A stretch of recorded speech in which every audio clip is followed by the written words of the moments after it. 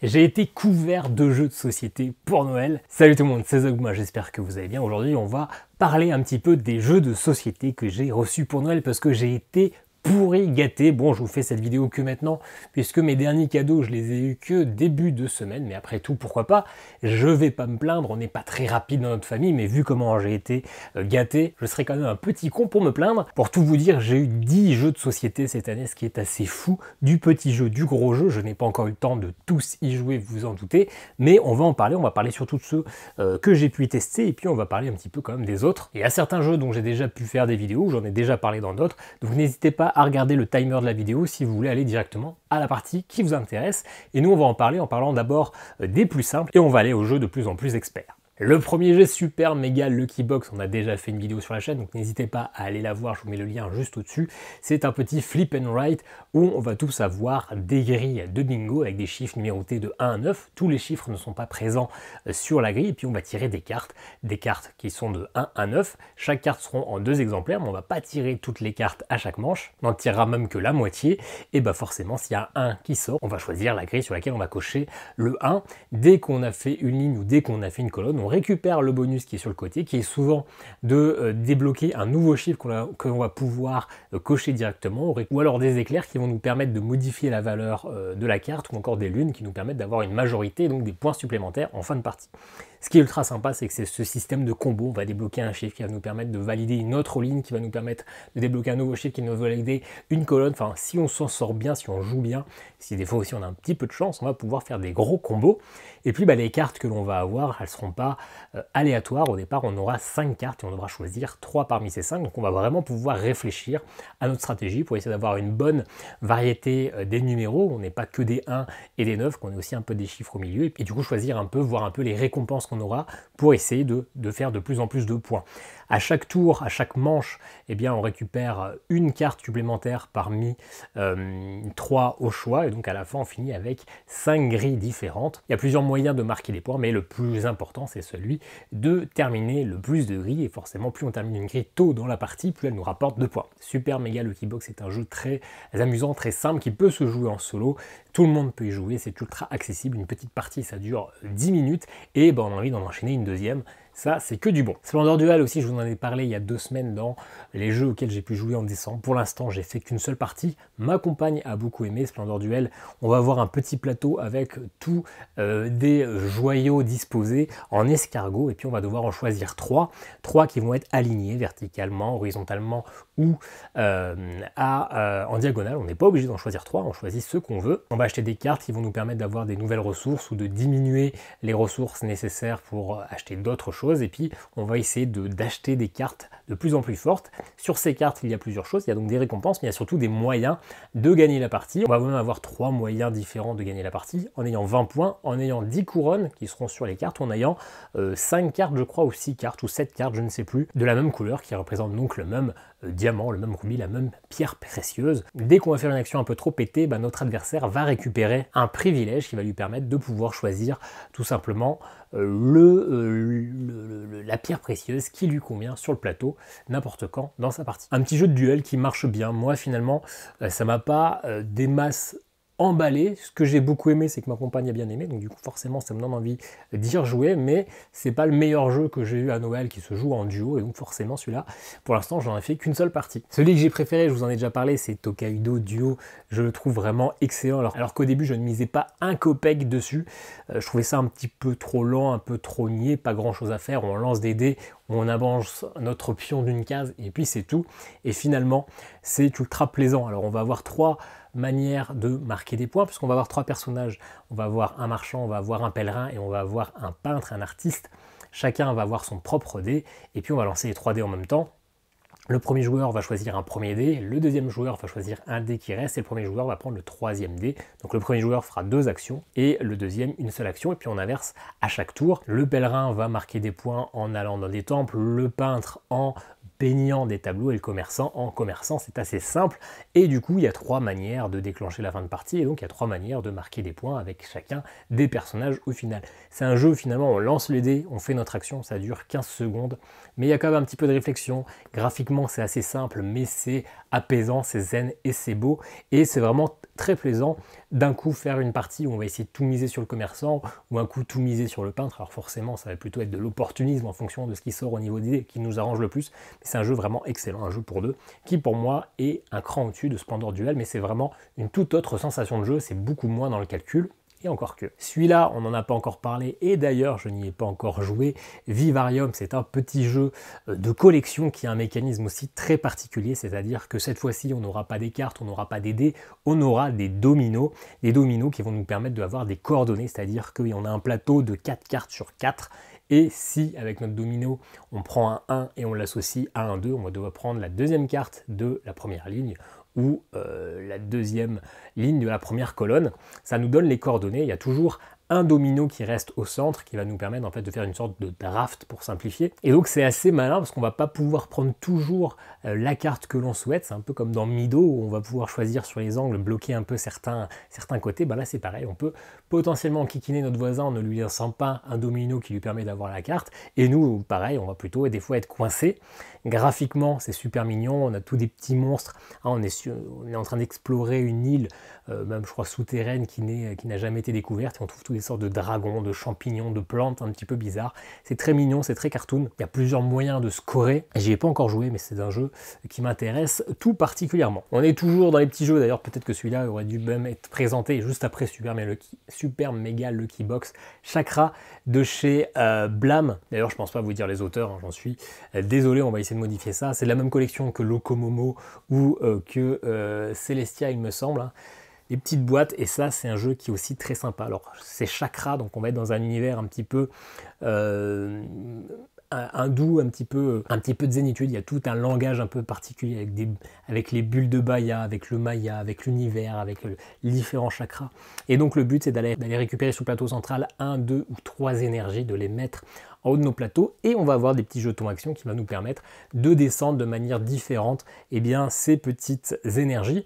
Le but étant de mettre 3 énergies orange dans le chakra orange pour l'avoir synchronisé, 3 dans le vert pour synchroniser le vert. Dès qu'on a réussi à synchroniser 5 chakras, la partie s'arrête et on calcule les points. Et ce qui est très malin, c'est que le chakra vert, on ne sait pas combien il va nous rapporter de points.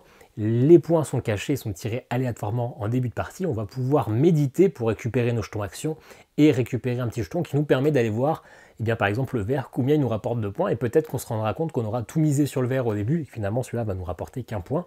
Donc finalement, c'est pas toujours celui qui termine ces 5 chakras qui va gagner la partie, parce que si on n'a pas de chance ou qu'on n'a pas vérifié les valeurs en essayant de méditer auparavant, on aura peut-être fait 5 chakras qui ne vaudront qu'un point, là où notre adversaire aura peut-être fait que 2 chakras qui vaudront 4 et 2 points. Le petit déplacement des énergies est plutôt rigolo, très légèrement en casse-tête mais pas trop. Ça va être par exemple de déplacer 3 énergies d'une case vers le bas, ou d'en déplacer une de 2 et remonter une vers le haut. Enfin voilà, il va falloir un petit peu réfléchir à nos déplacements, etc. Mais c'est jamais trop casse-tête, un jeu qui est très plaisant, et surtout, une fois sur la table, il est très joli avec cette petite fée toute mignonne, et puis forcément toutes ces petites énergies de toutes les couleurs. Ensuite, Azul, maître chocolatier, pareil, on va être bref, on a fait une partie sur la chaîne. Azul, maître chocolatier, c'est la variante du tout premier avec un design chocolat. C'est pour moi la version parfaite, parce que le premier avait un design un petit peu bizarre. Alors le jeu est ultra vendu, mais il fallait aimer ce design carreau Azul tout simplement, Azul et Ross. Là ce sont des chocolats, ça donne clairement envie, le jeu est super beau pour un design de jeu toujours aussi plaisant. Je ne vous explique pas Azul, hein, vous le connaissez, c'est l'un des plus gros succès des temps modernes. Voilà, et ça c'est surtout pour gagner un petit peu de temps sur la vidéo, pour pas qu'elle dure une demi-heure. Donc le but c'est pas de parler des jeux que tout le monde connaît, même si je n'ai inventé aucun jeu dans cette vidéo, on est d'accord. Là on va arriver sur les 5 jeux les plus experts, même s'il n'y en a que 2 qui sont vraiment des jeux experts, les autres sont plutôt des jeux familiaux. Le premier, Lofoten, qui est un jeu exclusivement à 2 joueurs. Pareil, lui je ne l'ai pas encore essayé, mais je suis très pressé d'y jouer, parce que je trouve le design très original. On va être des dracars, on va être des pilotes des navigateurs de dracars, et le but va être d'aller récupérer des ressources et de les rapporter au port. Et donc tout simplement on aura une ligne au milieu avec des ressources qui seront tirées aléatoirement, et de chaque côté on aura notre dracar qui est une sorte de sphère avec 4 encoches. Quand on est face à une ressource, et cette ressource va dans notre bateau, et pour pouvoir aller les mettre au port, tout simplement, il faut faire un demi-tour. Il faut que la ressource qui est devant arrive derrière. Et comment on va faire ça? Il va falloir faire des rotations avec notre drakkar, 2 rotations vers la droite pour faire un demi-tour, ou 2 rotations vers la gauche pour faire un demi-tour. Et comment on va faire des rotations? Comment on va aller se déplacer de point de récolte en point de récolte? Et bien avec des cartes. On a plusieurs cartes en main, je crois qu'on a 3 cartes en main. Si on joue la carte de droite, ça va nous permettre de tourner vers la droite ou de se déplacer vers la droite. Si on joue la carte de gauche, ça va nous permettre de faire une rotation vers la gauche ou de se déplacer vers la gauche. Si on utilise la carte du milieu, ça permet de charger une récompense, enfin une récolte, vous avez compris. Et là où c'est très malin, c'est qu'il va falloir essayer de bien réfléchir à nos déplacements. Au départ, c'est une petite mécanique qui, je pense, va pas être toute simple à réfléchir, parce que tourner, faire des rotations, c'est pas toujours facile à se représenter. Et surtout, idéalement, c'est de réussir à faire des combos, parce que dès qu'on tourne notre drakkar qui est chargé, ça ouvre une nouvelle place qui est libre, et donc peut-être qu'on peut réussir, en essayant d'aller ramener notre première compétence, notre première ressource au port, peut-être qu'on peut réussir à récupérer d'autres récompenses qui nous arrangent le plus, sachant qu'il va y avoir un jeu de majorité. Ce n'est pas parce que j'ai 2 moutons que je vais marquer 2 fois les points du mouton, pas du tout. Si mon adversaire a 3 moutons, il a la majorité sur les moutons, donc c'est lui qui va marquer. Et les différentes ressources vont valoir entre 1 et 5 points, je ne sais plus. Donc peut-être que moi j'aurai 2 moutons, mais si mon adversaire a tous les moutons, c'est lui qui marquera les points, et peut-être que les moutons, c'est ce qui rapporte le plus à cette partie.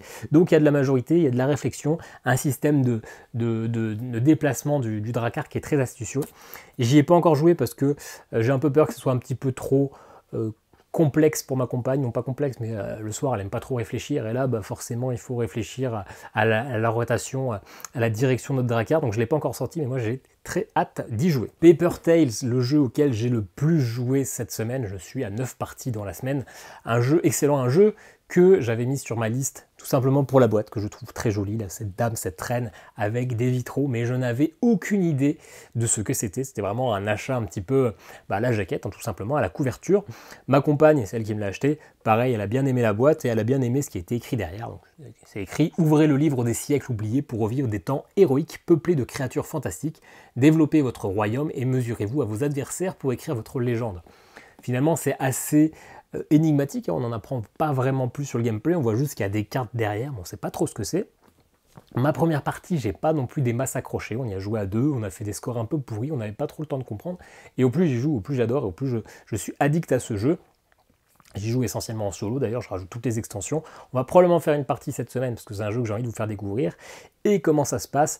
On va avoir des cartes qui vont nous coûter de l'argent forcément, et donc on va essayer de mettre ces cartes dans notre royaume, qui vont nous permettre d'avoir plusieurs actions, soit faire des combats contre les ennemis adverses, gagner la guerre rapporte des points, ou qui vont nous permettre d'avoir des ressources.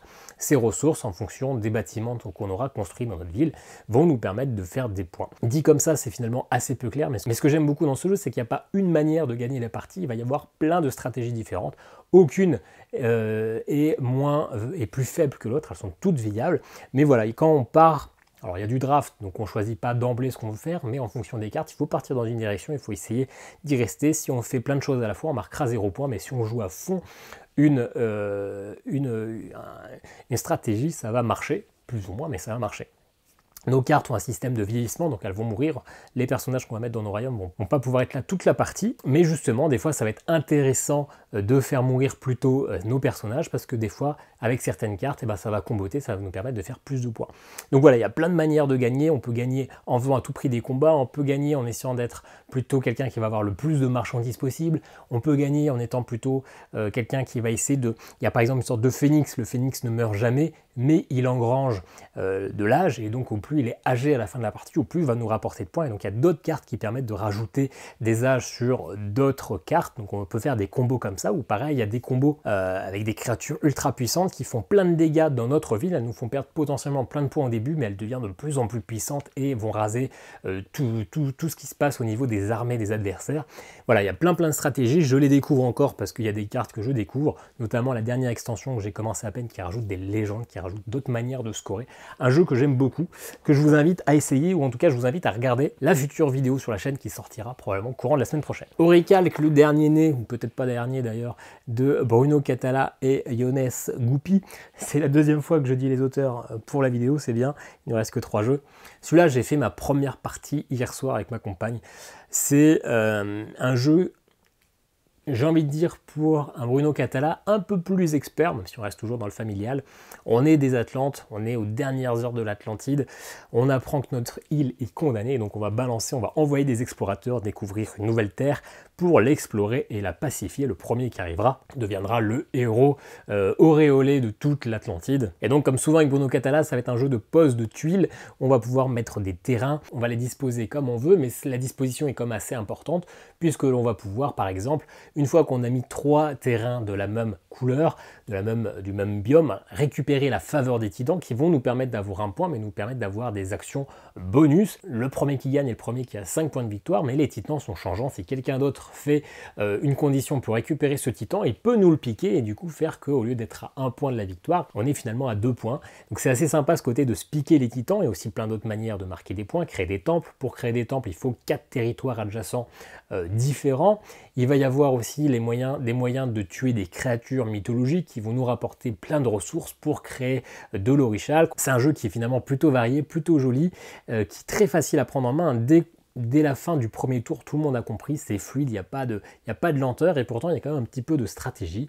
Il y a un deuxième plateau qui est retournable pour le rendre un peu plus complexe et il y a surtout un mode solo qui n'est pas présent dans la boîte, qui est présent en print and play, que je vais imprimer ce soir et dont je vais faire ma première partie normalement parce que je suis tout seul ce soir. J'ai hâte d'essayer ça en solo. Auricalc, c'est une très belle découverte. L'avant-dernier jeu, c'est clairement le jeu dont je vais vous moins le parler parce que je n'en sais pas grand-chose. Stilettum, ce que je sais, c'est que beaucoup en parlent en ce moment. C'est un des gros Eurogames de la fin d'année 2022. C'est aussi un jeu avec un solo qui apparemment est assez excellent. C'est un jeu qui se passe à la Renaissance. On va être des marchands et on va devoir essayer de commercer. On va devoir essayer d'aider à la construction de cathédrales.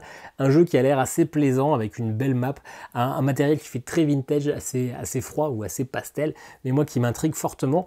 Et un système de dés pour récupérer des ressources. Plus on va avoir des dés puissants et donc plus on va récupérer beaucoup de récompenses d'un coup, moins on aura d'actions possibles. Donc il va falloir choisir un petit peu entre est-ce que je fais beaucoup d'actions mais de moindre valeur ou est-ce que je fais une seule grosse action qui va nous rapporter. C'est peut-être un peu faux ce que je vous en dis parce que finalement le jeu m'a un petit peu intrigué. Quand les jeux m'intriguent, j'ai finalement envie de ne pas en savoir plus avant de jouer moi-même, j'ai envie de découvrir par moi-même, mais voilà, je l'ai eu lundi soir, donc pour l'instant je n'ai pas eu l'occasion. Cette semaine c'était Paper Tales, Auricalc et Chakra.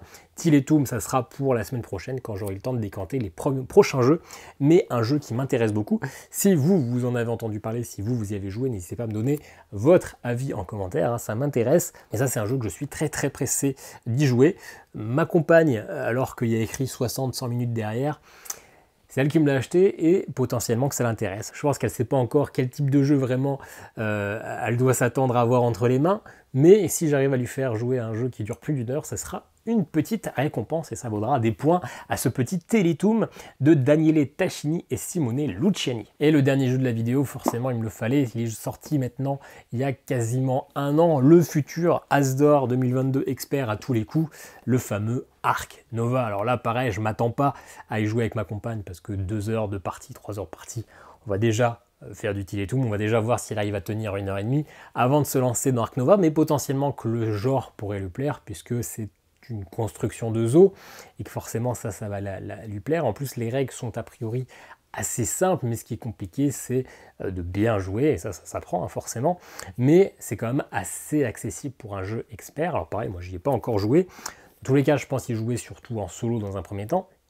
Le solo inclus dans la boîte de jeu est plutôt un beat your own score, donc finalement un pas si bonne réputation, mais il y a des automas qui existent, en tout cas des adversaires virtuels qui existent en règles variantes que j'essaierai de trouver, un fameux Bob je crois, vous m'en direz plus, mais en tout cas le principe est assez excellent, c'est qu'on n'a que 5 actions, mais qui vont être mises dans un certain ordre sur notre plateau, et si on fait notre carte alors qu'elle est de niveau 1, elle n'aura pas les mêmes effets, elle sera bien moins puissante que si elle passe niveau 5, et donc à chaque tour, dès qu'on aura fait une action, cette première action redeviendra faible et toutes les autres vont augmenter d'un niveau. Et donc c'est ça qui est compliqué, c'est de savoir quand bien utiliser nos actions. Et c'est aussi ce qui est finalement, je dirais pas du jamais vu, mais qui est quand même assez ingénieux. Et donc j'ai hâte de tester Ark Nova. Mais là pareil, il faut que ça soit un week-end où je suis seul parce que le temps que j'incurgite les règles, le temps que je fasse ma première partie et le temps que je fasse une deuxième partie, une fois que j'ai un petit peu mûri tout ça, histoire d'être un petit peu chaud, et ben il faut un petit peu de temps, et c'est pas pour ce week-end. Ce week-end, ça sera Orichalc en solo, et ça sera Till et Toom si il me reste un peu de temps après avoir fait le ménage. Et oui, parce que le week-end, c'est le jour du ménage, c'est bien connu, en tout cas, c'est comme ça chez moi. Voilà, j'espère que ça vous aura plu. 10 jeux, un peu de tous les niveaux. Alors forcément, j'ai pas encore joué aux 10 jeux, mais j'ai joué à la plupart. Hein. Je pense qu'il n'y a que 3 jeux que je n'ai pas joué. Non, 4 jeux en comptant le Lofoten. J'ai en tout cas du pain sur la planche et surtout de quoi m'amuser. N'hésitez pas à me dire en commentaire, vous, à quoi vous avez joué ces dernières semaines et surtout, qu'est-ce que vous avez eu en cadeau de Noël. Je suis sûr que vous avez été gâtés, il n'y a pas de raison. Il n'y a pas que moi qui ai été sage cette année. On se retrouve en tout cas très bientôt, probablement dans la semaine, pour plein d'autres vidéos. N'hésitez pas à vous abonner. Ciao, ciao!